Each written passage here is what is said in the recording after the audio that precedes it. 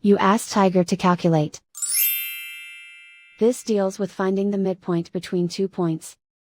The midpoint between the 2 points is 1.5, negative 15.5.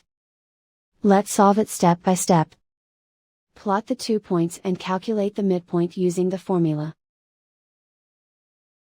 The coordinates of point 1 are, x1 equals negative 16, y1 equals 64. The coordinates of point 2 are, x2 equals 19, y2 equals negative 95. PM represents the midpoint of the 2 points.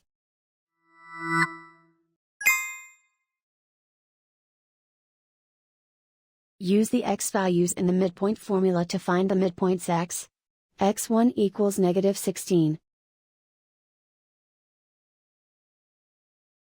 x2 equals 19. Simplify the arithmetic.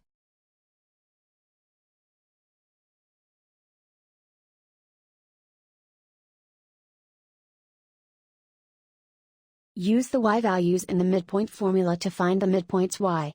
y1 equals 64.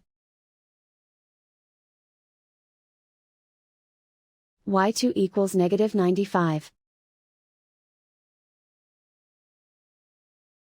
Simplify the arithmetic.